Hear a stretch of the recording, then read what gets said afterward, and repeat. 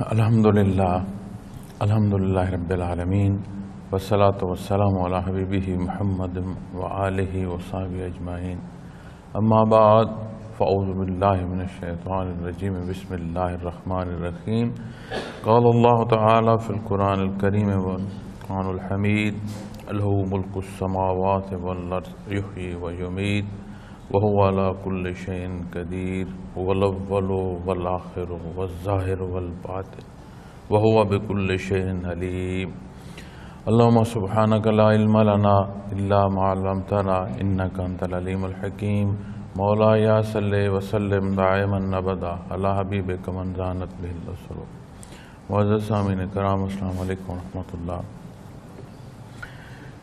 کل آدھا حصہ ان آیات کریمہ میں تفسیر کرنے کی سعادت نصیب ہوئی، جو حصہ بقیہ ہے اس پر گزارشات پیش کرتا ہوں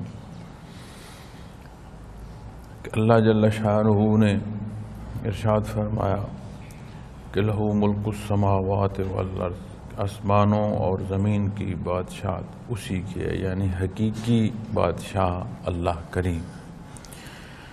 دنیا میں اس عالم آب و گل میں کس کو کس حیثیت سے پیدا فرمایا، کس وقت کے لیے کب پیدا فرمایا، بے شمار پہلو ہیں، لیکن کوئی جس حیثیت سے بھی ہے یہ حقیقتاً اسی کی دی ہوئی ہے۔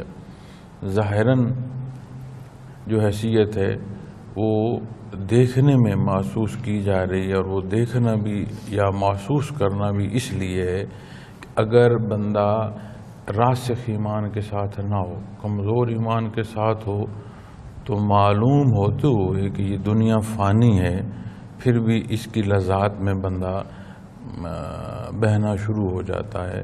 تو اسی طرح جب لذات دنیا میں بندہ بہہ رہا ہوتا ہے یا اس میں ڈوب رہا ہوتا ہے تو دنیاوی مقامات بے شمار اہمیت اختیار کرتے چلے جاتے ہیں۔ پھر دنیاوی صاحب حیثیت لوگ جو ہیں ان کے بارے میں جو اپنا ایک خیال ہے کہ ان سے مجھے یہ فائدہ ہو سکتا ہے، کسی نہ کسی پہلو سے کسی افادیت کی سوچ آ سکتی ہے، تو پھر اسے کل سمجھنا شروع کر دیا جاتا ہے۔ لیکن اللہ کریم کا ارشاد ہے کہ حقیقی جو بادشاہی ہے، حقیقی جو مالک ہے، مالک کائنات ہے، وہ اس کی ذات ہے جو اللہ رب العالمین ہے۔ یہ باقی سارا کچھ جو ہے یہ اس کا پیدا کیا گیا ہے۔ یحیی و یمیت، وہی زندگی دیتا ہے اور وہی موت دیتا ہے۔ کچھ نہ تھا لیکن اللہ کریم کی ذات تھی، اگر کچھ نہ رہے تو بھی اللہ کریم کی ذات رہے۔ کئی تخلیقات ایسی ہیں جنہیں اللہ کریم نے پیدا فرمایا اور انہیں دوام بخشا۔ اس میں عرش کی بھی بات کی جا سکتی ہے، اس میں آپ انسانی روح کی بھی بات کی جا سکتی ہے، لیکن ان مختلف پہلوؤں پر جب بھی آپ بات کریں گے تو کوئی شے قائم بذات نہیں ہے۔ قائم بذات واحد اللہ کریم کی ذات ہے۔ باقی اگر کسی کو دوام بھی بخشا ہے تو وہ پہلے تھی نہیں، اس نے تخلیق فرمایا، اور اگر دوام کی صورت ہے کہ اسے فنا نہیں ہے، وہ ہمیشہ رہے گی۔ جیسے آپ قرآن کریم ہمیں آخرت کے صلے کے بارے میں بیان فرماتا ہے، اجر و ثواب کے بارے میں بیان فرماتا ہے۔ اللہ معاف فرمائے دار دنیا سے اگر کوئی سلامت ایمان لے کر نہیں گیا تو آخرت کی سزا کی جو ہمیشگی ہے اس کا بیان فرماتا ہے۔ تو جہاں نوید بیان کی گئی ہے آخرت میں بہت بلند رتبوں کی، وہاں یہ وعید بھی دی گئی ہے کہ جو یہ غلط راہ اختیار کرے گا وہ بھی ابدال سزاؤں میں بھگتتا رہے گا۔ اب جب لفظ ابدال کہا گیا تو اس سے مراد یہ ہے کہ ہمیشہ کی بات کی جا رہی ہے۔ تو جب ہمیشگی کی بات کی جا رہی ہے تو ایک سوچ یہ بھی آتی ہے کہ انسان کی جو روح ہے یہ بھی ہمیشہ رہے گی، لیکن یہاں فرق جو ہے اور بڑا واضح فرق ہے، اور اسے سمجھنا چاہیے اور اس کی سمجھ ہونی چاہیے، اور یہ ایمان کی جتنی پختگی ہوتی ہے، جتنی کیفیات مضبوط ہوتی ہیں، یہ چیز سمجھ آنا شروع ہو جاتی ہے۔ کہ قائم بذات واحد اللہ کی ذات ہے. اگر روح کو بھی دوام بخشا ہے تو اس نے بخشا ہے، تھی نہیں، اس نے تخلیق فرمائی. اور جتنا دوام بھی ہے ہمیشہ کا بھی ہے اس کا دیا ہوا ہے، اس کی ذاتی صفتیں نہیں ہے. تو صرف ذات اللہ کی ہے جو قائم بذات ہے. زندگی وہ دیتا ہے، اور عجیب صورت ہے حیات کی بھی کہ اسی دنیا میں ہمارے سامنے ہمارے عزیز و اقارب فوت ہوتے ہیں، ہم قبرستانوں میں جاتے ہیں، اپنے ہاتھوں سے انہیں لحد میں اتارتے ہیں، قبر کھودنے سے قبر بعد میں بند کر کے سنوارنے تک کہ کہیں کوئی کمی بیشی کسی پتھر میں کسی مٹی میں نہ رہے گی، وہ بیٹھے رہے.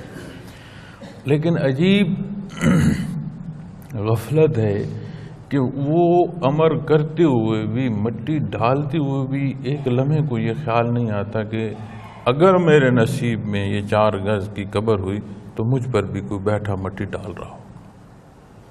نہیں تو موت تو واقع ہونی ہے، اس میں تو کوئی شبہ ہے نہیں.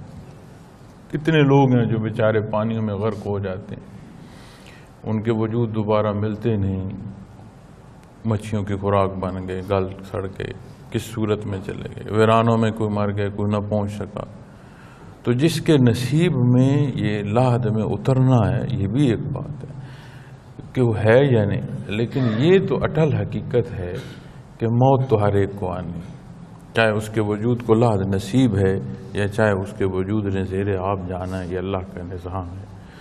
اور جو جس صورت میں بھی فوت ہوگا، جہاں فوت ہوگا، اسے کسی نے سنبھالا یا کسی نے نہ سنبھالا، دونوں صورتوں میں وہ دار دنیا سے، اس دار الابتلاء سے برزخ میں چلا گیا. اور یہ وہ پردہ ہے برزخ کا کہ جب سور پھونکا جائے گا تو یہ پردہ کھلے گا اور قیامت کے حالات جو ہیں اس دن کے وہ شروع ہوں گے. لیکن تب تک کی یہ انتظار گاہ ہے. اور بڑا خوب کسی نے کہا ہے کہ قبر میں تو کچھ ہے نہیں، یعنی برزخ میں تو کچھ نہیں ہے، وہاں کا سما یہاں سے لے کر جانا ہے. کیسی اپنی رہائش درکار ہے، راحت چاہیے یا تکلیف چاہیے، کون سا سما لے کر جانا ہے، اس کے لیے یہ وقت ہے جس میں میں اور آپ اپنی زندگی بسر کر رہے ہیں. تو جہاں وہ اللہ کریم زندگی دیتا ہے، موت بھی وہی دیتا ہے. زندگی بھی اسی کی دی ہوئی ہے اور اسی کی مخلوق ہے، اور موت بھی اسی کی مخلوق ہے، اسی کی دی ہوئی ہے. قرآن کریم میں جہاں کفار اور مشرکین کی باتیں دوبارہ کہ کیسے جی زندہ ہوں گے، ہم مر گئے، مٹی ہو گئے، دوبارہ کس نے آنا ہے، تو قرآن کریم فرماتا ہے کسی ایک کا پیدا کرنا یا تمام کا پیدا کرنا اللہ کے ہاں برابر ہے. کہ جس نے تب پیدا کیا جب تھے ہی نہیں. آج تو پھر بات یہ کی جا رہی ہے نا کہ جی فوت ہو گئے تو خاک ہو جائیں گے، یعنی وجود تھا جو خاک میں شامل ہو گیا، اس کے ذرات خاک میں مل گئے، اور وہاں خاک سے الگ کر کے واپس وجود بنانا جو ہے یہ کیسے ممکن؟ تو میاں وجود تو تھا ہی نہیں، اس نے وجود بخشا. جس نے تب پیدا فرمایا وہ دوبارہ بھی جی اٹھائے گا. اس کا تو ایک حکم ہے کن فیکون. تو وہی موت دیتا ہے. تو ان زندگی اور موت دنیا میں اگر بندہ لالچ کو دیکھے اور ذات کو دیکھے تو آخری بات جو دنیا کا نچوڑ آ کر رکتا ہے وہ اپنی ذات پر آ کر رکتا ہے کہ میں یا میرا فائدہ یا میری چاہت، میری پسند. اور ان ساری تلخیوں کو اگر کوئی چیز بھلا سکتی ہے تو وہ یہ ہے کہ موت یہ سارا فانی جہان یہ تو رہ جائے گا. تو جو نبی کریم صلی اللہ علیہ وسلم کا ارشاد عالی ہے کتنا حق ہے کہ یہ سارے حصے وہ ہیں جو ساتھ نہیں جائیں گے. اگر کوئی ساتھ جائیں گے تو اعمال ہوں گے. اب وہ اعمال صالح ہیں یا بد ہیں، اس کا یہ موقع ہے. تو جب یہ خیال یا ایمان کا حصہ اور مضبوط ہوتا ہے کہ موت و حیات کا وہ مالک ہے، تو پھر یہ جو دنیا میں ہم مخلوق سے اپنی ضروریات کو مقصود کر لیتے ہیں اور سبب سے بڑھ کر ان کی ذات سے جا منسلک کرتے ہیں، پھر اسے چوٹ لگتی ہے. پھر یہ خیالات سلامت نہیں رہتے کہ جی کوئی ہوگا تو میرا بھی سبب ہوگا. پھر یہ ایمان مضبوط ہوتا ہے کہ سبب اس کے ہیں جو مسبب الاسباب ہے، میرے لیے یا میرے ذمے اتنا ہے کہ میں سبب اختیار کروں. دینا اس نے ہے، عطا اس نے کرنا ہے. یہ جہان کا مالک وہ ہے، خالق وہ ہے، رازق وہ ہے، عزت و ذلت اسی کے دست قدرت میں ہے. تو پھر یہ جو چھوٹے چھوٹے شرک ہم کرتے رہتے ہیں غیر اعلانیہ اس لیے کہہ رہا ہوں کہ ہم اس بات کو ظاہراً مان نہیں رہے ہوتے، لیکن اگر حال دیکھا جائے نا، طلب دیکھی جائے اور انداز دیکھا جائے، وہ شہادتیں دے رہے ہوتے. تو اللہ کریم کی ذات تو علیم ہے، تو وہ تو جانتا ہے کہ یہ کیا سوچ رہے. وہ تو تب جانتا تھا اللہ کریم جب یہ تھا ہی نہیں کہ فلاں ہوگا تو فلاں موقع پر کیا سوچے گا. اس کی تو ذات کریم ہے. اور صفات باری تعالیٰ جو جہاں قرآن کریم میں احادیث مبارکہ میں بیان فرمائی گئی ہیں اور ان پر ایمان کی کیفیت محسوس ہوتی شروع ہو نا، تو سمجھ آتی ہے کہ واقعتاً اللہ جل شانہ کی ذات ایسی سزاوار ہے کہ جیسی صفات بیان ہے. اس کی ذات لامحدود ہے، ہم احاطہ نہیں کر سکتے. ہماری سمجھ اتنی نہیں ہے، مخلوق ہے، خالق کو یہ نہیں سمجھ سکتی. ہاں جو خبر اس نے عطا فرما دی بوسیلہ محمد رسول اللہ صلی اللہ علیہ وسلم اپنے کلام میں عطا فرما دی، جس کی وضاحت اور سمجھایا نبی کریم صلی اللہ علیہ وسلم نے، وہ حصے ہیں جہاں تک ہمیں حکم ہے کہ آپ وہاں تک سوچ سکتے ہیں. اس سے آگے سوچیں گے، اس سے کمی بیشی میں جائیں گے تو پھر نقصان اٹھائیں گے، غلطی پر چلے جائیں گے. چونکہ ہمارا قدرت ہی ہمارے پاس اتنی نہیں ہے کہ قادر مطلق کی حقائق کو ہم اپنی جو حیثیت ہے اس سے سمجھ سکیں. لیکن جتنا بتایا گیا ہے ہماری ضرورت کے مطابق ہے، اس سے زائد ہے. جو بتایا گیا ہے اس میں بھی جب آپ خیال کریں کہ اللہ کریم کی ذات اور اس کی صفات، جب بندہ اس کی صفات، اس کی ذات جو حدود بیان فرمائی ہیں، جہاں کوئی امر بھی پیش آئے نا اور وہاں اس صورت میں بندہ خیال کرے تو عجیب کیفیت ہے کہ واقعتاً اللہ جل شانہ کی ذات ایسی ہی ہونی چاہیے. کتنی مخلوق ہے، اس ساری مخلوق میں نظام حیات ہے. ہم اپنے ہاتھوں سے اپنے حکمرانوں کا چناؤ کرتے ہیں، بڑے شوق سے بھی کر رہے ہوتے ہیں، بڑی چاہتے ہوتی ہیں کہ یہ آئے گا تو یہ بہتر حصے جو ہیں یہ تبدیل کرے. کل جب وہ حکمران آتا ہے تو ہم تو اسے دیکھ رہے ہوتے ہیں مرکزیت کی وجہ سے کہ وہ ایک جگہ مرکزیت کی حیثیت رکھتے ہیں، ہم سارے دیکھ رہے ہوتے ہیں. اور ہم یہ سمجھتے ہیں کہ جس طرح میں اسے دیکھ رہا ہوں اسی طرح یہ بھی مجھے دیکھے اور مجھے پہچانے. تو انسان کی استعداد میں یہ ممکن ہی نہیں ہے کہ وہ بے شمار جو لوگ اسے مرکزی حیثیت میں دیکھ رہے ہیں وہ تمام کو واپس اسی طرح ایک ایک کر کے دیکھے اور ایک ایک کر کے سمجھے اور ان کے حال سے واقف ہو. اس کے ذمے وہ بہتر انداز یا بہتر اصول ہیں جو مساوات کے انداز میں ہر ایک تک فوائد پہنچائیں اور ہر ایک کے جو حفاظت ہے اس کا سبب کرے، جو ضروریات ہیں ان کی تکمیل کرے. اب جب وہ بھی نہیں وہ کر رہا ہوتا اور ہمیں یہ محسوس ہوتا ہے کہ ہم نے خود اسے اپنے ہاتھوں سے طاقت دی ہے اور یہ ہمارا کیا حال کر رہا ہے، تو کتنی تکلیف دہ صورت ہوتی ہے. کتنے ہم نے لوگ دیکھے ہیں بڑا بھاگ کر اور بڑے چیف سپورٹر ہوتے ہیں کہ جی سب سے زیادہ جان مال لگا رہے ہیں، اور بعد میں برا بھلا کہہ رہے ہوتے ہیں کہ اتنی قوت میں آ کر اس نے ہمیں سمجھائی. یہ تو ہم ہی طرح کے انسان ہیں. دیکھیں اللہ کریم کی شان کہ وہ ایسا بے نیاز ہے کہ اربہا مخلوق کا کوئی ایک نہیں، کسی مخلوق کا کوئی ایک ذرہ اس سے آشنائی نصیب ہو جائے وہ تشنگی محسوس نہیں کرتا. ہر ایک کے ہر لحظے اتنا قریب ہے، اتنا قریب ہے، اتنا عطا فرما رہا ہے. ضرورت تو جو پیش آنی ہے یا جو ضرورت پیش آ گئی ہے وہ تو آ گئی ہے، حال دل بھی جانتا ہے کہ تڑپ کیا ہے. تو صفات باری تعالیٰ کو جب اللہ کریم یہ ایمان کی چاشنی دے الفاظ نہیں ہیں کہ میں اس کو دے کر بیان کر سکوں کہ پھر کیا صورت ہوتی ہے، کیا کیفیت ہوتی ہے کہ اللہ کریم کی جو ذات ہے، بے شک ایسی ہی ذات اللہ کریم کی، تو وہی موت دیتا ہے۔ سکرات الموت میں نبی کریم صلی اللہ علیہ وسلم نے اس کی آسانی کا حکم فرمایا کہ دعا مانگا کریں کہ اللہ کریم یہ وقت آسان فرمائے۔ بے شک یہ انتہائی مشکل وقت ہے اور ہم میں سے ہر ایک پر آنا ہے،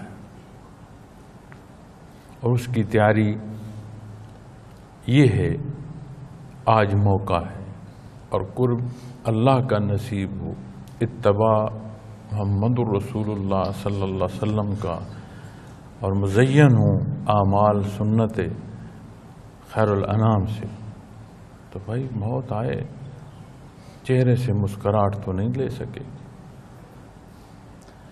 اب اگر اس جگہ جا کر حیرانگی ہو کہ ہاں موت آ گئی ہے، تو پھر صورت زندگی کی ایسی بسر کی ہوگی کہ جس میں موت یاد نہ تھی۔ یہ تو موت وہ موت ہے جو اس عالم آب و گل سے لے جائے گی اور وہاں بات پہنچ جائے گی، یہاں کم از کم یہ دھڑکا تو نہیں رہے گا کہ جانے میں کہیں خطا نہ کر دوں، جانے میں اللہ کے حکم سے کہیں کمی پیشی نہ کر دوں۔ لیکن امت محمد الرسول اللہ صلی اللہ علیہ وسلم کا فرد ہو، کلام ذاتی ہاتھوں میں لیے ہوئے ہو، اور دنیا تو دنیا وہ ایمان کے حصے جانتا ہو جو غیب سے ہیں، اور پھر آخرت میں جا کر یہ سوچ رہا ہو کاش دنیا میں ایسا کیا ہو، تو پھر اس نے جو جیا ہے وہ کیا جیا ہے۔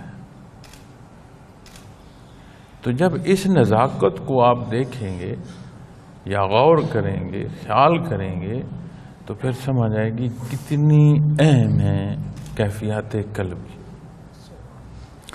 چونکہ جاننا اور اس جاننے کا یقین نصیب ہونا یہ بڑا معنی رکھتا ہے، بڑی گہرائی آ جاتی ہے اس کے ساتھ یقین کی صورت نصیب۔ اگر علوم ظاہر جو دین کی ہیں اس کی بات ہو تو بڑے واضح بات ہے، اس کا کوئی مالک نہیں ہے کہ کوئی کہے جی عالم ہے، بہت بڑا عالم ہے تو وہ دین کا مالک ہے، احکامات کا مالک ہے، نہیں، اللہ کی طرف سے ہیں اور تمام مخلوق کے لیے۔ ہاں اس میں استاد کی صورت اسے ہے، اللہ قبول کرے اس کی یہ محنت کہ مخلوق کو دین پڑھنے پڑھانے کا سبب میں وہ بھی سبب ہے۔ اسی طرح جب کیفیات کی بات آئے گی تو اس سے مراد یہ نہیں ہے کہ شیخ مالک ہے کیفیات، وہ بھی استاد کی صورت ایک رکھتا ہے۔ دونوں علوم کا ظاہر اور باطن منبع نبی کریم صلی اللہ علیہ وسلم کی ذات اقدس ہے، اور اللہ رب العالمین صدق دل سے ان کے حصول کی جو ہے وہ توفیق عطا فرمائے اور استقامت عطا فرمائے اور خاتمہ بالخیر عطا فرمائے۔ تو جب زندگی اور موت، ایک دفعہ مجھے اتفاق ہوا، وہ بہت سخت بیمار تھا، اس کو ہسپتال لے کر جا رہے، تو وہ لمحے ایسے آج بھی میرے آنکھوں کے سامنے اور وہ آواز آج بھی میرے کانوں میں سنتی ہے۔ تو وہ مریض ایسا تھا کہ اس کا محال تھا کہ یہ بچ کر آئے گا، حالات ایسے تھے، چل کر اپنے قدموں پر جا رہا۔ تو مجھے اس نے جب دیکھا تو کیونکہ ہم دیہی لوگ ایک دوسرے سے واقفیت بھی ہوتی ہے، ایک دوسرے کی ضروریات میں بھی ایک تعلق ایسا ہوتا ہے کہ ہر کوئی ایک دوسرے کو جانتا ہے۔ تمام کمی بیشی کے باوجود دیہی علاقوں کو جو زندگی ہے یہ باہم ایک تعلقات پر استوار ہوتی ہے۔ تو شہری آبادی میں تو کوئی نہیں جانتا کہ دوسرا کون ہے، لیکن دیہی آبادیوں میں پورا گاؤں ایک دوسرے کو نسلاً جانتا ہو۔ تو ایسے اتفاقاً روبرو ہو گئے، اسے گاڑی میں بٹھانے کے لیے آ رہے تھے اور میں باہر نکلا، روبرو ہو گیا۔ جب اس نے مجھے دیکھا تو اس نے بلند آواز سے مجھے مخاطب کیا، کہتا او ملک صاحب مجھے بچا لو، مجھے یہ لے کر جا رہے ہیں، مجھے نہیں لگتا کہ میں بچ کر جاؤں گا، میں مر جاؤں گا، مجھے موت آ جائے گی۔ اب وہ الفاظ اور وہ کیفیت، وہ لمحہ ایسا تھا کہ جیسے نا میرے ایسے تخیل میں نقش ہو گیا۔ اب میں سوچتا ہوں کہ اللہ کریم اس کے حال پر رحم فرمائے، لیکن عمومی سوچتا ہوں کہ یہ وقت ہر ایک پر آنا ہے، جب وارد ہوگا تو پھر چیخنے سے کیا ہوگا؟ تو اس کی اس طرح تیاری نصیب ہو کہ یہ وقت آئے تو بندہ محسوس کرے کہ اس امتحان گاہ سے اس کے فضل سے جا رہا ہوں، اپنے اللہ کے دربار جا کر پیش ہوگا۔ اس کی صورتیں ہیں کہ مفہوم عالی ہے۔ نبی کریم صلی اللہ علیہ وسلم کی خدمت عالی میں صحابی حاضر تھے، آپ نے ایمان کے حوالے سے سوال فرمایا تو انہوں نے فرمایا کہ وہ کیفیت جہاں خوف بھی ہے اور وہ کیفیت جہاں یہ بھی احساس ہے کہ رحمت ہو جائے گی، اللہ کریم مہربانی فرما دیں گے، معاف فرما دیں گے، یہ صورت بھی ہے اور یہ خیال بھی ہے کہ یہ جو ڈر اور خوف کی بھی ایک ساتھ امید بھی ہے اور ڈر خوف بھی ساتھ ہے، تو میری کمی بیشی کا سوال آ جائے گا تو کیا ہوگا۔ آپ صلی اللہ علیہ وسلم نے اس کیفیت کے حوالے سے جو ارشاد عالی فرمایا کہ یہ ایمان کی صورت ہے۔ اور صحابہ کرام رضوان اللہ علیہم اجمعین کی ہستیوں کے حوالے سے یہ بھی تحقیق ملتی ہے کہ اللہ کے حضور جو پیشی ہے اور اللہ کے روبرو جو ہونا ہے اور جو روز معاشر کے سے ان ہستیوں کے چہرے جو ہیں وہ زرد ہو جاتے تھے۔ حضرت عمر فاروق وہ ذات ہے کہ جن کے بارے نبی کریم صلی اللہ علیہ وسلم نے دعا فرمائی ایمان کے لیے، وہ ذات ہیں کہ جن کے بارے نبی کریم صلی اللہ علیہ وسلم نے فرمایا کہ میرے بعد اگر کوئی نبی ہوتا تو عمر ہوتے۔ وہ ذات ہے کہ جن کے بارے نبی کریم صلی اللہ علیہ وسلم نے فرمایا کہ عمر جس گلی سے بھی گزرا اس گلی کو بھی شیطان چھوڑ دے۔ تو جب قیامت کے حوالے سے آیات کریمہ تلاوت ہوتی تھی تو وہ غش کھا کر گر پڑتے تھے، اتنی وہ شدت اس کی محسوس کرتے۔ اور وہ ہستیاں ہیں کہ جو انبیاء کے بعد بلند ترین جو مقامات ہیں، ایمان کے جو درجے ہیں، ان کی حامل ہستیاں ہیں۔ قیامت کے حوالے سے جو واقعات ملتے ہیں تو پل صراط ہے، پل صراط سے گزرنا ہے ہر ایک، لیکن امتحان کی جب بات آتی ہے تو انبیاء اور رسول معصوم عن الخطا ہے، مقربین بار الہ ہے۔ جب مقربین بار الہ ہیں اور حفاظت الہیہ نصیب ہے تو امتحان تو پھر اس کے بعد بات آئے گی نا سوال اور جواب کی۔ بے شک سارے حصے وہ ہیں اللہ کے روبرو، اللہ کی مخلوق ہیں، اللہ کریم نے پیدا فرمایا، ان کا حال اور ان کی شان ہمارے پاس نہ الفاظ ہیں نہ ہماری حیثیت ہے کہ ہم وہ بیان کر سکیں۔ وہ اصول و ضوابط جو حدود و قیود میں بات عرض کی جا سکتی ہے اور انتہائی محتاط انداز میں جو قرآن کریم نے خود وضع فرمائی ہیں یا بیان فرمائی، لیکن جب پل صراط کی حال کی بات آئے گی گزرنے کی تو یہ بھی حدیث شریف میں ملتا ہے کہ ایسی ہستیاں بھی ہوں گی، ایسے لوگ بھی ہوں گے کہ جب وہ پل صراط سے گزرنے کو جائیں گے تو دوزخ عرض کرے گی اللہ کے حضور کے بار الہ انہیں جلدی سے میرے اوپر سے گزار دے وگرنہ یہ میری آگ ٹھنڈی کر دیں گے۔ اتنا کرم اور احسان ان ہستیوں کے ساتھ۔ اور جب حضرت اس حدیث شریف پر بات فرماتے تھے وہ فرماتے تھے یقیناً سمجھ آتی ہے بعد از انبیاء اگر کوئی شان کی ہستیاں ہیں تو وہ صحابہ کرام رضوان اللہ علیہم اجمعین، اور وہ ہستیاں جنہیں اللہ نے اپنے حبیب کی معیت کو پسند فرمایا، چن کر پیدا فرمایا، اتفاق نہیں ہے۔ دنیا میں کائنات میں کوئی بھی شے محض اتفاق نہیں ہے، پھر خصوصی انعام فرمایا ذالک مثلہم فی التوراۃ کہ وہ ہستیاں جنہیں اللہ کریم نے جن کی یہاں شان بیان، تورات تو انجیل میں بھی ان کی مثالیں اللہ نے بیان فرمائیں، اور وہ لوگ جو تب جن کو ایمان لانے کے جو حکم تھے ان کے ساتھ جہاں نبی کریم صلی اللہ علیہ وسلم کی ذات اقدس کو ماننا تھا وہاں ان ہستیوں کے ضمن کے حوالے سے جو بیان ہے اس پر بھی ایمان لانا ضروری تھا۔ اور ان کے حالات یہ ہیں کہ ان کے چہرے زرد ہو رہے ہیں کہ اللہ کے حضور روبرو ہونا ہے۔ ایمان اس درجے کا ہے کہ اس نزاکت کا احساس ہے کہ اس کی کتنی عطا ہے اور ہمارے معاملات میں کتنی محنت ہے اور ہمیں احساس نہیں۔ ایک ادنا سی کوٹ اس کا ڈر اور خوف طاری رہتا ہے کہ جانے کیا فیصلہ ہو جائے، اور وہاں جو ہر شے کا مالک ہے اور بڑی بڑی عدالتوں والے گڑ گڑا رہے ہوں گے، اپنے حال کو دیکھ رہے ہوں گے، اور ایک لرزہ طاری ہوگا، ہر ایک کھڑا ہوگا اپنی لائن،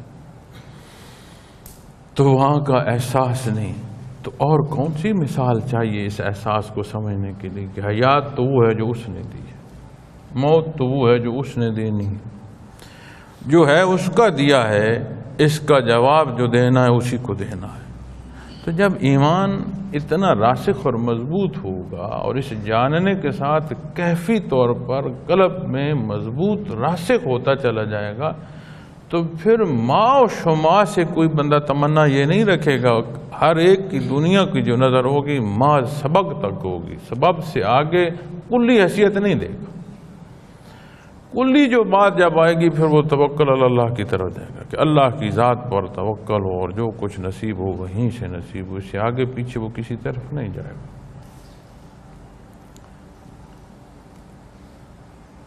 اور وہ صورت نصیب ہوگی کہ جو عمل میں، صرف ظاہر عمل میں نہیں، اس عمل کے پیچھے جو محرک ہے، نیت ہے، اس تک اخلاص کا سبب۔ آگے فرمایا وَهُوَ عَلَىٰ كُلِّ شَيْءٍ قَدِيرٌ، صرف یہ زندگی موت نہیں، کوئی شے ایسی ہے نہیں جس پر اسے قدرت نہ ہو، ہر شے پر قادر ہے۔ تو جب ہر شے پر وہ قادر ہے تو پھر کون سا حصہ ایسا بچ گیا کہ جہاں بندہ غیر اللہ سے اپنی ضروریات جو ہے ان کی تکمیل رکھے اور وہاں سوچیں رکھے اور سجدے کرتا رہے لوگوں کی دروں پر۔ اور اگر ایمان کمزور ہو، یہ روز تلاوت بھی کر رہا ہو، یہ روز سن اور مان بھی رہا ہو، اور شرائط ایمان کو بھی بآواز بلند بیان کر رہا ہو، اور منبر رسول بھی ہو، پھر بھی لوگوں کی جیبوں کو دیکھتا ہے کہ یار تمہارے لیے تو بے شمار دعا کیا، میرا کوئی سبب کر کے چلے جاؤ۔ تو کیا یہ صورتیں روز ہمارے معاشرے میں سامنے آتی ہیں کہ نہیں آتی؟ اور مسلمان معاشرے ایسے کہ آپ عزیز ترین رشتے پر جہاں اعتبار کر رہے ہیں، آج وقت ایسا کہ وہاں سے نقصان ہو جاتا ہے، کوئی کسی کا نہیں رہا۔ اور اسلام تو حکم جو دیتا ہے وہ حقوق اللہ کا بھی بڑی باریکی سے ارشاد فرماتا ہے، اور حقوق العباد بھی بڑے واضح بیان فرماتا ہے۔ اور آج جو حقوق العباد پورے کر رہا ہو اور دھوکہ نہ دے رہا، اسے کہتے ہیں یہ بے وقوف ہے۔ اور کتنی صورت یہ پیش آتی ہے معاشرے کی زندگی میں کہ اگر ایمان کے ساتھ برتاؤ کیا جائے، دھوکہ نہ کیا جائے، کہ یہ بے وقوف ہے۔ جھگڑا ہو گیا کسی کا تو میرے پاس ایک فریق آ گیا اور اس کے الفاظ ایسے تھے، وہ یہ چاہتا تھا کہ اگر یہ مجھے تھوڑی سی ڈھارس دے تو میں اگلے کو شاید جان سے ہی مار دوں۔ اب اسے یہ معلوم تھا کہ اس کے ساتھ میری بھی تلخی تھی جس دوسرے بندے کی وہ بات کر رہا تھا، تو اس کا خیال تھا کہ اس کے پاس جاؤں گا، یہ مجھے ڈھارس بھی دے گا، حوصلہ بھی دے گا، اور اگر میں نے کچھ کر لیا تو یہ مجھے کہیں چھپائے بے کبھی سے۔ تو میرے پاس آ کر اس بات کی میں بات سنتا رہا۔ میں نے اسے سمجھایا، میں نے کہا محترم بات یہ ہے کہ عمومی باتیں تلخی کی باتیں ہیں، ان عمومی تلخی کی باتوں کو اتنی بڑی حد تک جانا کہ بندے کی جان لینے کا سوچنا یہ زیادتی ہے۔ اور اگر آپ سمجھتے ہیں کہ آپ اس کے گلے پڑیں گے تو آپ کو کیا معلوم کہ جب لڑ پڑو گے تو اس کو نقصان ہوگا یا تمہیں ہوگا، اور پھر تیسری صورت اگر فرض کرو اسی کو نقصان ہوگا تو آپ کیا سمجھتے ہو، پھر پیچھے آپ کی خیر رہے گی؟ تو یہ کوئی بات نہیں۔ اگر اپنے معاملے کو دیکھو تو یہ بڑا عام سا ہے، اس پر عام گفتگو کرو، بیچ میں لوگ ڈالو، کہیں کسی کو کہنا پڑتا ہے تو میں بھی کسی کی محنت کروں گا تو اس کو حل کرو۔ تو ایک سفید پوش بیچارہ میرے ساتھ بیٹھا تھا، اس وقت پہلے بیٹھا تھا، اس بندے کو میں نے سمجھایا، ٹھنڈا کیا، بھیج دیا، اور راہ وہ بتائی جس سے ان کا مسئلہ حل ہو لیکن جھگڑا نہ ہو۔ وہ مجھے کہتا ہے ملک صاحب آپ بھی کامیاب نہیں ہیں لوگوں میں، یہ سیاست آپ کا کام نہیں ہے، لوگوں میں رہنا آپ کا کام، آپ کو سمجھ ہی نہیں۔ میں نے کہا کیا ہوا؟ کہتا ہے یہ اس کے گلے پڑتا جاتا، نہ جان سے مارتا، گلے پڑتا، یہ پھٹا جاتا، وہ پھٹا جاتا، اس کے ساتھ ویسے آپ کی نہیں لگتی۔ جو آپ کے پاس آتا وہ مرہون منت بھی ہوتا، جہاں الیکشن کہتے وہاں ووٹ بھی دیتا، جہاں کام کہتے وہ کام بھی کرتا، ایک ممنون ہوتا ایک ویسے نہیں۔ دونوں صورتوں میں آپ کو تو فائدہ ہی تھا، نہ بھی آتے تو بھی ایک تلخی تھی وہ بھی دور ہوتی، اور اگر کوئی پھنس جاتا تو بھی آپ کے پاس آتا۔ میں نے کہا بات سنو، اس کا جھگڑا جہاں ہوا وہاں میں نہیں تھا، مار دیتا نا، گلے پڑ لیتا نا، سر پھاڑ دیتا، جو کرنا تھا۔ میرے پاس لینے کیا آیا؟ اب جب میرے پاس آیا، جو خطا اس نے کر دیا اس کا حصہ میں شامل کر کے میں اپنی لاد میں اتر جاؤں، مجھے کیا ضرورت ہے؟ یقین مانے اس بات پر وہ سر جھٹک، اس نے کہا آپ کو میری بات سمجھ نہیں آتی۔ میں کہ اللہ بہتر جانتے آپ کو میری سمجھ نہیں آ رہی یا آپ کی مجھے سمجھ نہیں۔ تو بیچارہ دنیا سے چلا گیا، اللہ اس کے حال پر رحم فرما اور اسے معاف فرما۔ اس بات کو ہی کوئی نہیں سمجھتا کہ آخرت کو دیکھ کر خوف خدا سے کسی غلطی سے اجتناب کیا جا سکتا ہے۔ ہم اس حال کو پہنچو تو کیا مانتے سارے نہیں ہیں؟ تو پھر وہ کیا ماننا جس کی حقیقت نہیں ہے؟ یہ در مصطفیٰ سے یہ جو تعلق قلبی ہے، یہ اس بحر سے ایسا منسلک کرتا ہے کہ شاید بڑی کتابیں نہ پڑھی ہوں، بھارے بھارے موٹے موٹے الفاظ نہ آتے ہوں، حالات منکشف ہو جاتے ہیں جو بیان نہیں کیے جا سکتے۔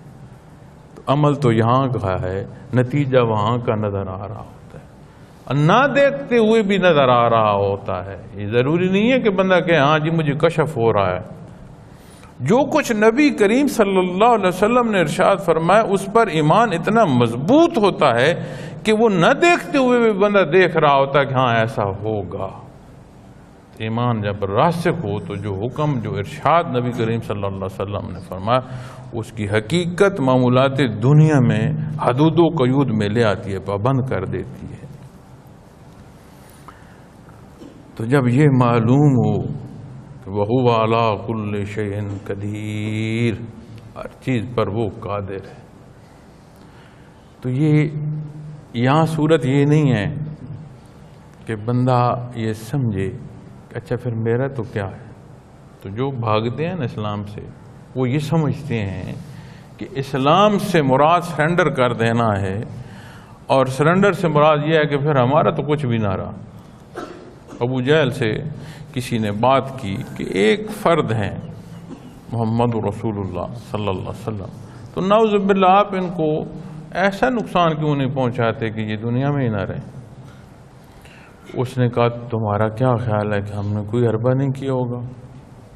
تو کہا کیا وجہ ہے، ایک بندہ ہے تمہارے پاس اتنی طاقت ہے اور اتنے سارا نظام۔ کہا اللہ کا رسول ہے بھائی ہم کیا کریں؟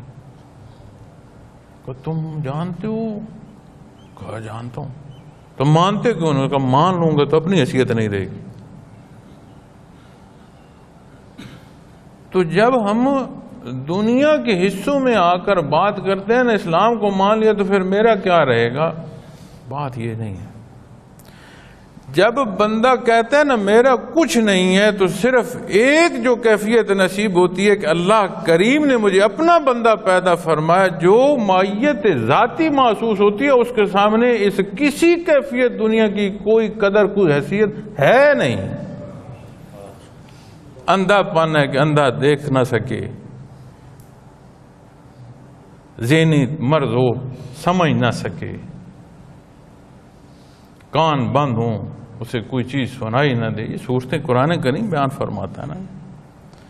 تو وگرنہ تو جو صورت نصیب بندگی کی ہے، جو اس کی چاشنی ہے اور جو مرتبہ بندگی کا ہے، تو اس کے سامنے حیثیت کون ہے کسی شے کی؟ بات تو تعلق کی ہے نا جی، بات تو چاہت کی ہے کہ ہمیں درکار کیا ہے۔ تو جب اس کی قدرت کو مانیں گے تو پھر ہمارا کچھ نہیں ہے، اور جب ہمارا کچھ نہیں ہے اس سے بڑی پھر بندے کو اللہ کے قرب کی کیفیت اور کیا ہو کہ اپنے آپ کو اللہ کے حوالے کر دے اور حضور حق کی کیفیت نصیب ہو۔ تو تبھی تو اللہ کریم فرماتے ہیں نا کہ وہ جنت میں رہیں گے اور ہمیشہ رہیں گے، یعنی مقربین بار الہ کی جو جگہ ہے وہ نصیب ہوگی اور ہمیشگی کی نصیب ہوگی۔ وہاں کوئی ایسی بات نہیں ہوگی جس سے بندے کو تکلیف ہو، کوئی تڑپ ہو، کوئی خدشہ ہو، ہر جگہ ہر طرف ایک سکون ہوگا جو اللہ کے قرب سے اور اللہ کے کرم اور احسان سے نصیب ہوگا۔ پھر آگے فرمایا وَالْأَوَّلُ وَالْآخِرُ وَالظَّاہِرُ وَالْبَاطِنُ، وہی سب سے پہلے ہے اور وہی سب سے پیچھے ہے اور وہی ظاہر ہے اور پوشیدہ ہے۔ اب سبح للہ ما فی السماوات والارض، یہاں سے جو تفسیر عرض کرتا چلا آ رہا ہوں، وہاں سے پھر اس آیہ کریمہ تک آپ لے کر آئیں اور جتنے پہلو بات کیے ہیں، جتنے موضوع اور جتنے انداز عرض کیے ہیں، ان کو دیکھتے ہوئے پھر یہاں آئیں تو پھر وہ فرما رہا ہے یہ تسبیح کہ کچھ تھا نہیں اس کی ذات تھی، اور اگر کچھ نہ رہے تو بھی اس کی ذات رہے گی۔ اسی کی ذات نے جو کچھ ہے اس کی ابتدا فرمائی ہے۔ اب یہ بات صرف میرے آپ تک نہ رہی، جہانوں میں چلی گئی۔ صرف میرے آپ تک کی یہ بات نہ رہی کہ ہاں جی مجھے اس نے پیدا فرما دیا اور میرا اختتام ہو گیا، اس بات سے بہت دور چلی گئی۔ اب یہ جو بات هو الاول والآخر کی جب بات آئے گی تو اس سے مراد ہے کہ واحد ذات ہے خالق کی، باقی جو کچھ ہے، ارض و سما کی بات ہو، عالم امر کی بات ہو، خلق کی بات ہو، ہماری نظر کی پہنچ ہو، سوچ سے باہر ہو، کسی پیس کسی حصے میں ماوراء الورا کی بات ہو، کیفیت صرف ذات اللہ کی، اس کے بعد جو کچھ ہے وہ مخلوق ہے، اور جو کچھ ہے اس سے پہلے اس کی ذات ہے، اور جو کچھ ہے یہ سارا کچھ نہ رہے تو بھی اس کی ذات ہے۔ اس کی قدرت جو اللہ کی شان کی قدرت ہے، اللہ کا قادر ہونا ہے جو اس کی شان ہے، اور پاک ہے، کوئی عیب، کوئی کمی بیشی، کوئی شے ایسی نہیں ہے جو اس کی ذات کی طرف اٹھائی جا سکے، پاک ہے ہر عیب سے۔ اتنے بڑے پہرائے میں جا کر دیکھو اور پھر روبرو اپنی ترازو پر جو سوچیں اور جو خیالات ہم سوچتے ہیں ان کو رکھو، پہلے تو یہیں سوچو تو وہ حیثیت کوئی نہیں رہتی، اتنے وسیع پیمانے پر جا کر سوچو، بیچ میں ایک اکائی میں اپنی سوچوں تو کیا سوچوں بھائی، کیا میں اور کیا میری سوچیں اور کیا میری حیثیت۔ دوسری طرف تو ذات ہے نا اللہ کریم کی، قرآن کریم میں آتا ہے نا جب شرک کرتے تھے تو اللہ کریم فرماتے ہیں، شرک کرتے تھے اعتراض کرتے تھے، اللہ کریم فرماتے ہیں کہ تم سمجھتے نہیں ہو اللہ کی شان اس سے بہت بلند، تم تو اپنے شرک کی وجہ سے میرے حبیب کی مخالفت کی وجہ سے اندھے ہوئے چلے جا رہے ہو، اللہ کی شان اس سے بہت بلند ہے۔ والظاہر والباطن، اور وہی ظاہر ہے اور پوشیدہ بھی ہے، بے شمار تخلیق ہے جسے اس نے وجود بخشا، ظاہراً اس کا وجود ہے، حقیقتاً یہ وجود اس کا نہیں ہے جس کا ہم دیکھ رہے ہیں۔ خالق کی تعمیر کا ایک نمونہ ہے، اور اگر وہ وجود ہے تو اس کے قائم رکھنے سے ہے۔ اور ہم اپنی زندگی میں جب بات کرتے ہیں نا کہ جی اللہ کریم مہربانی فرما دیں، جی اللہ رحم فرما دیں، رزق دے دیں، جی اللہ کریم مہربانی فرما دیں، میری یہ تکلیف دور کر دیں، جی اللہ کریم کی رحمت ہو تو یہ ہو جائے، اداس بیٹھے ہوتے ہیں، بڑی دعائیں مانگی ہیں جی، بڑی ختم بھی کی ہیں، دیگیں پکائی ہیں، کوئی نہیں سنی جا رہی۔ یہ جو زندگی کا تسلسل ہے نا، دیکھتے ہیں نا کہ میں تو ہوں، یہ جو کہتے ہیں میں ہوں یا زندگی ہے یا دیکھ رہا ہوں، سن رہا ہوں، بول رہا ہوں، ایک ایک لحظہ اللہ کریم کی رحمت کا مرہون منت ہے۔ ایک لحظے کو رحمت باری تعالی منقطع کر دی جائے، روک دی جائے، یہ زندگی رکے نہیں، یہ ختم ہو جائے، وجود کھو دے، واپس عدم ہو جائے، کوئی شے باقی نہ رہے، تو ہر لہجہ ہر لمحہ یہ جو ایک ایک زندگی کی تار بندی اور چلی جا رہی ہے، یہ اللہ کی رحمت کا سبب ہے اور متواتر عطا فرما رہا ہے، تواتر ہے اس میں، اور دنیا میں تو ہر ایک کو دے رہا ہے۔ تو امتحان گاہ ہے، جب اس سے گزریں گے تو پھر جو یہ حصے نصیب ہوں گے یہ صرف مومنین کے ذمے ہوں گے، ان کے نصیب میں ہوں گے، اللہ کے انبیاء اور رسول کے ساتھ جنہوں نے حق مانا، حق پر چلے اور اللہ کریم کی ذات کو مانا، جیسے اللہ نے فرمایا ویسا مانا، پھر یہ ان کو حصے میں جائیں۔ تو صفت رحمیت جو ہے یہ عبدالآباد ہے، صفت رحمانیت پر اس کی تفسیر میں یہ باتیں آتی ہیں، جس میں ہر ایک کی طرف عطا ہے لیکن تسلسل ہے۔ اب دیکھو اس کی شان، امتحان دیا جو مقابلے میں خدائی کا دعویٰ کر رہا ہے، اس کے بھی وجود کا ایک ایک ذرہ اسی کے فرشتوں کے حکم سے حرکت کر رہا ہے، وہاں ذمہ دار اسی کے مقرر کی ہوا ہے۔ جو خوراک وہ کھا رہا ہے کہاں بیجی گئی، پھل کون سے درخت کا تھا، بیج کہاں سے آیا، بارش کا قطرہ کہاں سمندر سے وہ بخارات اڑے، کس ہوا نے اٹھایا، کہاں سینچا، کس زمین نے پیدا کیا، کس نے اتارا، کس نے سنبھالا، کس خوراک میں ڈالا گیا، کہاں کس کے نوالے میں آ کر پہنچا، یہ سارا تسلسل اسی کی ذات کا دی ہوا ہے، اور اس کو بھی دے رہا ہے جو مقابل کھڑا خدائی کے دعوے کر رہا ہے، شرک کر رہا ہے۔ تو امتحان گاہ ہے، اس امتحان گاہ میں بڑے بڑے لوگ آئے، اور اکثر جن کی مثالیں اللہ کریم نے بیان فرمائی ہیں ان میں یہ بھی بیان فرمایا، جن پر تباہی آئی ہے ان میں یہ بھی بیان فرمایا ہے کہ تم سے پہلے طاقت میں بھی لوگ زیادہ تھے اور حیثیت میں بھی تم سے زیادہ تھے، تو جو انہوں نے کیا ان کا بھی یہی انجام ہوا، تم بھی کرو گے تو تمہارا بھی یہی انجام ہو۔ تو ظاہر میں بھی اگر کسی شے کو بھی دیکھتے ہیں تو حقیقتاً اس کا ہونا اس لیے ہے کہ اللہ کریم نے اس کو ایگزسٹنس دی ہے، اللہ کریم نے اس کے وجود کو دیا ہے، کب تک دیا ہے، کتنا دیا ہے، کس صفت سے دیا ہے، اس سے باہر نہیں ہے، جو کچھ اللہ نے دیا ہے اسی کے تحت ہے۔ والباطن، اور پوشیدہ، کتنی ایسی شے ہیں جنہیں ہم جانتے ہی نہیں۔ اپنے وجود کے اندر جو جہان آباد ہے کیا اسے ہم جانتے ہیں؟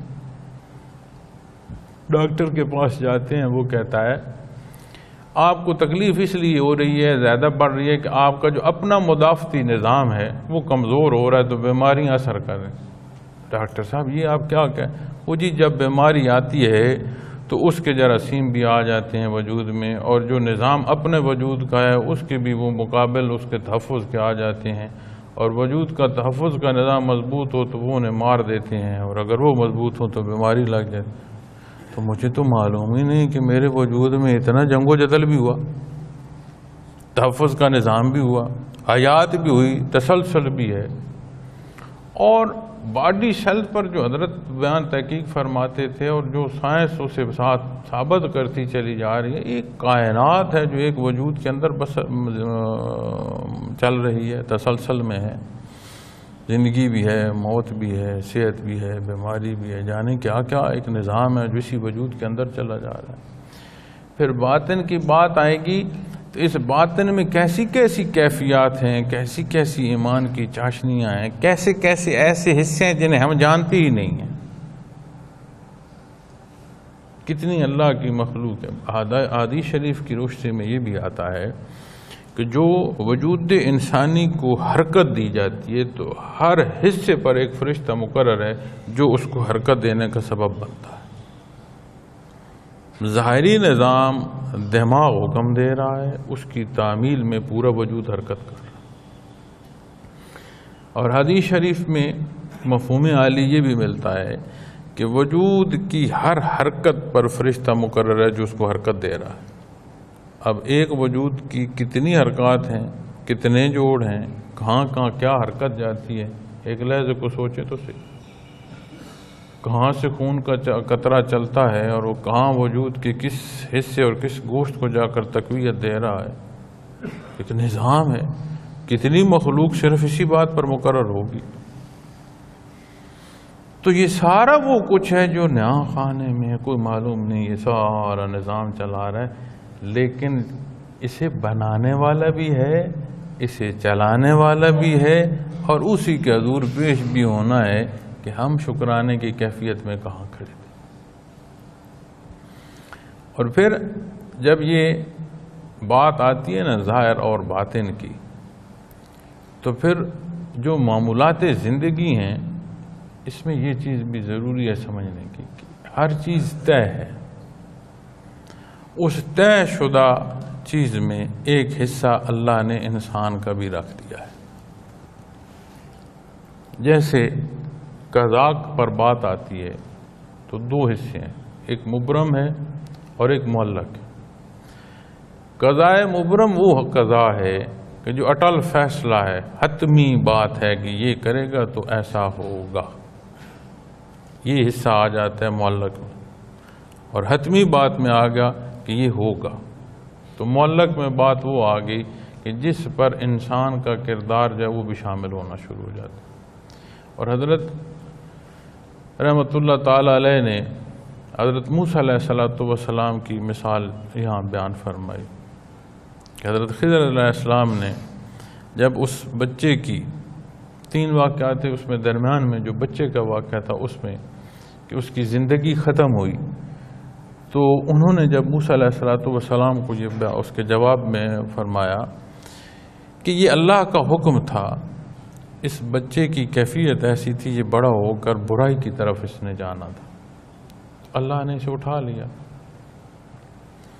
اللہ اس کی جگہ ان کو نیک اولاد دے گا، چونکہ اس کے والدین صالح تھے، نیک ہیں والدین، اللہ کریم نے اس بچے کو اٹھا لیا، اس کی جگہ انہیں صالح اولاد دیں۔ پھر فرماتے ہیں علماء کی تحریر میں کہ علماء لکھتے ہیں کہ اللہ کریم نے انہیں بیٹی عطا فرمائی تھی، اور جس کی نسل سے آگے 70 کے لگ بھگ جو ہے انبیاء پیدا ہوئے۔ اب ایک عمل بندہ کرتا ہے تو وہ جو پیچھے اس پر جو عمل آتا ہے، عمل صالح، جہاں تک وہ صدقہ جاریہ ہے، اولاد ہے، اولاد بہترین صدقہ جاریہ ہے والدین کا، اور جس کی اولاد میں اللہ نے نبی پیدا کر دی ہوں، اس کا جو صلہ جا رہا ہوگا والدین کی طرف، وہ کیا شان ہوگی۔ اب یہ کیوں؟ قرآن کریم جب حضرت خضر علیہ السلام کے الفاظ بیان فرماتا ہے تو یہ کلام ذاتی ہے،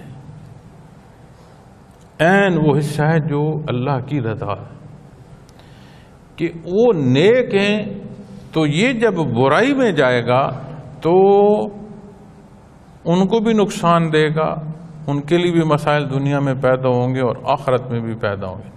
اگر وہ نیک نہ ہوتے، اس کا مطلب جو دوسرا ہے سمجھ آتا ہے، اگر وہ نیک نہ ہوتے، نیک ہونے پر یہ اٹھایا گیا اور دوسری اولاد دی گئی، چونکہ ساتھ جواز دیا گیا کہ وہ نیک ہے۔ اگر وہ والدین نیک نہ ہوتے تو یہی بیٹا رہتا، انہیں مزید برائی میں لے جاتا، خود مزید برائی کرتا، دنیا میں بھی ذلیل و رسوا ہوتے اور آخرت میں بھی دوزخ دیکھ رہے ہوتے۔ اس کا مطلب ہے کہ یہ جو معمولات دنیا اور حیات کی ہیں، اس میں جب قضاء کی بات آتی ہے تو اس میں کچھ حصہ دارالابتلاء کے ضمن میں اللہ کریم نے مخلوق کو بھی دے رکھا ہے۔ پھر حدیث شریف میں آتا ہے کہ صدقہ اور خیرات جو ہے وہ مشکلات اور بلائیں اور تکالیف ٹالتی ہے۔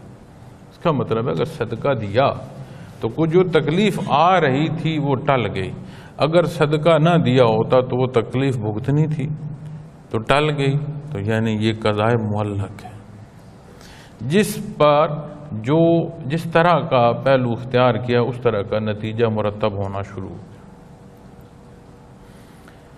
تو جب اللہ جل شانہ فرماتے ہیں کہ والظاہر والباطن، تو اعمال صالح نصیب ہوتے ہیں جس کا نتیجہ دنیا میں بھی راحت ملتی ہے۔ اور یہ جو سمجھا جاتا ہے نا دین پر عمل مشکل ہے، لوگ کلمے پڑھتے ہوئے پھانسیاں کیوں چڑھ جاتے ہیں؟ تو دین کی جہاں بات آتی ہے، حق کی جہاں بات آتی ہے، وہ موت پیاری کیوں ہو جاتی ہے لوگوں کو؟ ایمان کی چاشنی ہے۔ تو جب ظاہر اور باطن ایک ہوتا ہے تو پھر وہ پیمانہ جو شرف قبولیت کا ہے وہ عطا ہوتا ہے۔ اگر بندے کا ظاہر و باطن بھی درست نہ ہو تو پھر منافقت کے پہلوؤں میں عمل گردانے جاتے ہیں۔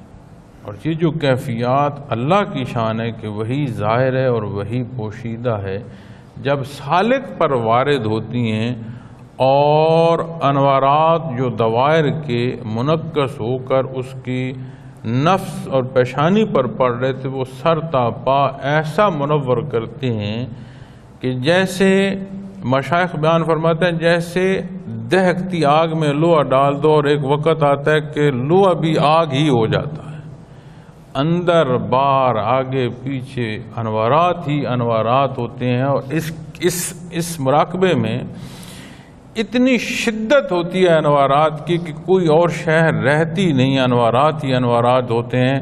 اور اللہ کریم نے ایسا یہ مراقبہ بنایا ہے کہ ایسا نہیں ہے کہ یہ انوارات آ رہے ہیں اور آگے جو روح جسے نصیب ہو رہے ہیں وہ فوراً بھری گئی اور وہاں جگہ نہ رہی، اس کو اتنی ہی وسعت دیے چلا جا رہا ہے میرا مالک کل کائنات کہ وہ جذب کیے چلی جا رہی ہے، اس کا جذب کرنے کا عمل بھی نہیں رکتا۔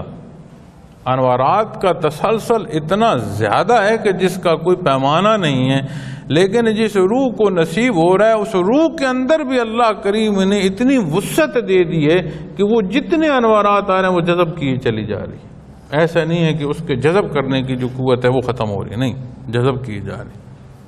تو یہ تو اس کا در ہے نا جی، جہاں عطا بھی فرماتا ہے اور جو اس کے حضور چادر پھیلائی جا رہی ہے اس میں بھی وسعت دیتا ہے، عطا بھی فرماتا ہے، دامن کو بھی کھلا کر دیتا ہے کہ اور لے جا۔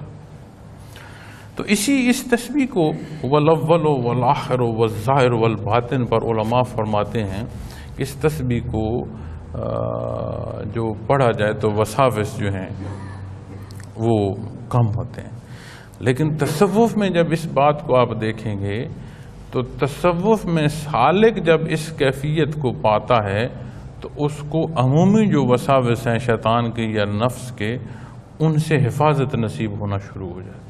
اور اگر کوئی اس تک مراقبے تک نہ ہو اور وساوس کے سوال کرتے ہیں لوگ کہ اس کا کوئی بتایا جائے، تو یہاں یہ تسبیح بھی ہے کہ اگر اول آخر درود شریف پڑھا جائے اور طاق حصہ رکھا جائے کم از کم 3 دفعہ، تو یہ تسبیح کی جائے تو یہ بھی وسوسے جو ہیں وہ دور کرے گی۔ اور کوئی وسوسہ بھی جو آتا ہے وہ آئے تو اسے مزید مت خریدا کریں، جب اسے خریدا جاتا ہے تو وہ وجود اس کا وسوسے کا بڑھتا ہے، اور جب رد کیا جائے سوچا نہ جائے تو وہ آہستہ آہستہ سوچیں کم ہوتی ہیں۔ تو اللہ نے احسان فرمایا کہ ہمیں تو سلوک کی یہ راہ اور یہ تسلسل جو قلب اثر محمد رسول اللہ صلی اللہ علیہ وسلم سے جاری ہے، اس سے منسلک فرمایا۔ تو اس تسبیح کو اس سبق پر بیٹھ کر پڑھو نا جی، کہ جب پڑھ رہے ہو تو روح پڑھ رہی ہو، قلب پڑھ رہا ہو، صرف زبان نہ ہل رہی ہو، اس کیفیت پر پڑھو کہ اس سبق میں بیٹھے پڑھ رہے ہو۔ پھر اس مراقبہ جو اس میں ظاہر و باطن ہے، اس مراقبے میں میں نے کل بھی عرض کیا تھا کہ اس مراقبے میں روح کی جو قوت پرواز ہے، یہ بالا ترین منازل تک اگر کوئی جا رہا ہے تو یہاں سے قوت پرواز کی جو طاقت ہے اس میں بڑھوتی ملتی ہے، بہت بڑھتی ہے قوت پرواز۔ جتنا راسخ اور مضبوط یہ مراقبہ ہوتا ہے اتنی زیادہ قوت پرواز بڑھتی ہے۔ تو جب بھی یہاں آتے ہیں تو یہ ضرور خیال رکھیں کہ ذکر کرنے میں تو ہم کوشش کر رہے ہوتے ہیں، مراقبات میں آ کر ہم اس طرح سکون سے بیٹھ جاتے ہیں کہ بس جو کرنا تھا کر لیا، نہیں۔ مراقب کیفیت ہی اس کا نام ہے کہ اللہ کے حضور عبادت کی، اب منتظر ہے سالک کہ میرے اللہ مجھے عطا فرمائیں گے۔ تو وہ کس طرح بیٹھنا چاہیے، کیا ادب لحاظ ہونا چاہیے، یا ٹانگیں بسار لینے چاہیے، ٹیک لگا کر لیٹ جانا چاہیے، تھوڑی دیر بعد خراٹے مار رہا ہو بندہ، تو وہ کیفیت وجود پر اثر کر جاتی ہے جس انداز میں بندہ بیٹھا ہوتا ہے۔ تو جتنا لحاظ سے بیٹھیں گے، احترام سے بیٹھیں گے اور جتنا منتظر بیٹھیں۔ اب سالک منتظر بیٹھا ہے، کس کے حضور منتظر بیٹھا ہے؟ اللہ کریم عطا فرمائے۔ اور اللہ کریم سے جب کوئی چیز مانگی جا رہی ہو تو مانگنے والا تو میں اور آپ ہیں، کمزور بھی اور حیثیت بھی کیا، گناہگار خطا کار۔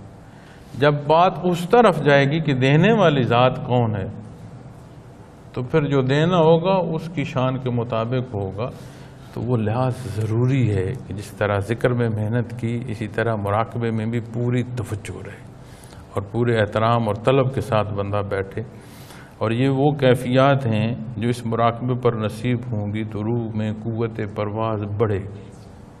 لطیف ہے، لطیف تر ہونا شروع ہو جائے گی، کیونکہ جو چیز جتنی لطیف ہوتی ہے اتنا اس کا گزر اور تیزی اس میں بڑھتی چلی جاتی ہے. وَهُوَ بِكُلِّ شَيْءٍ عَلِيمٌ، اور وہ ہر چیز کا خوب جاننے والا ہے. ضروری نہیں ہے کہ وہاں جا کر کوئی بتائے گا بہرحال تیری فلاں مخلوق یہ سوچتی ہے اور تیری فلاں بندہ جو ہے وہ یہ چاہ رہا. فرمایا وہ ہر چیز کا خوب جاننے والا ہے، ہر شے جانتا ہے، ہر جگہ ہر لحظہ شاہد ہے. قرب کی جب بات آتی ہے نا تو مراقبہ اقربیت کی جو صورت ہے فَنَحْنُ أَقْرَبُ إِلَيْهِ مِنْ حَبْلِ الْوَرِيدِ، کہ اللہ اتنا قریب ہے کہ شاہ رگ سے بھی زیادہ قریب ہے. ہم ایک پہلو سوچتے ہیں ہاں اللہ قریب، اللہ کا قرب جو ہے وہ قریب قادر کی حیثیت سے ہے، صرف قرب نہیں ہے، وہ قرب قادر کی حیثیت سے ہے. کوئی شے، کوئی وجود کا ذرہ اس کے دست قدرت سے باہر نہیں ہے. اگر اس کی حیات کی روانی ہے تو یہ اسی کی دی ہوئی ہے. کوئی وجود کا ذرہ بھی اس کے حکم کے بغیر زندہ نہیں ہے. تو صرف قرب نہیں ہے، قادر بھی ہے اور قادر مطلق ہے. اور جب یہ احساس مضبوط ہو نا کہ اتنا پاس ہے جتنا میں اپنے پاس بھی نہیں ہوں، اور جو سوچنے کی آلیت جس ذہن اور جس وجود میں دی ہے اور جو قدم اٹھانے کی جس وجود کو طاقت دی ہے یہ بھی اسی کی دی ہوئی ہے. دیتا ہے تو یہ حرکت کرتا ہے، اور اگر یہ طاقت لے لے تو یہ وجود بے جان ہو جائے. اس حد تک جو ہے وہ ایمان اور باریکیوں میں جانا اور سوچنا آپ شروع کر دیں گے. تو وہ علیم ہے، وہ ہر بات جانتا ہے. وہ یہ جانتا ہے کہ میں یہاں جو بیٹھا آپ سے بات کر رہا ہوں اس میں لفاظی مقصود ہے، اس میں اپنی ذات اور اپنے ذات کے علوم کا اظہار مقصود ہے، یا واقعتاً صدق دل سے یہ مقصد ہے کہ ہم میں سے ہر ایک صدق دل سے اللہ اللہ کرے، پوری شوق اور محبت سے یہ کیفیات حاصل کرے. وہ بہتر جانتے ہیں، آپ نہیں جانتے. بڑا زور لگا لیں گے تو میرا چہرہ دیکھ سکیں گے، میرا وجود دیکھ سکیں گے. آج کل کہتے ہیں نا باڈی لینگویج، تو آپ یہی کہہ سکیں گے. تو جو باڈی لینگویج تک بات پہنچ گئی ہے تو جنہوں نے جھوٹ بولنے ہوں انہوں نے باڈی لینگویج کے بھی اندازے کر رکھے ہوتے ہیں. تو ایمان کی یہ کیفیت کہ اس کی ذات علیم ہے یہ آپ کا سوچنا بعید کر دے گی. آپ اچھی رائے قائم کرتے ہیں آپ کی مرضی، آپ اچھی رائے نہیں قائم کرتے آپ کے ذمہ.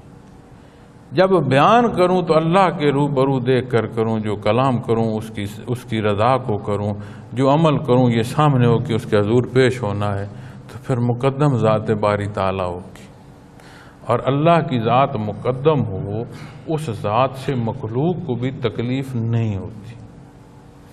تو اللہ کریم ہمیں پوری محبت پورے شوق سے عبادات کی توفیق عطا فرمائے. اللہ کا احسان اس نے ہمیں کیفیات قلبی سے آشنائی عطا فرمائی، اسے حاصل کرنے اور لطائف و مراقبات راسخ نصیب فرمائے. اللہ کریم خاتمہ بالایمان فرمائے. وآخر دعوانا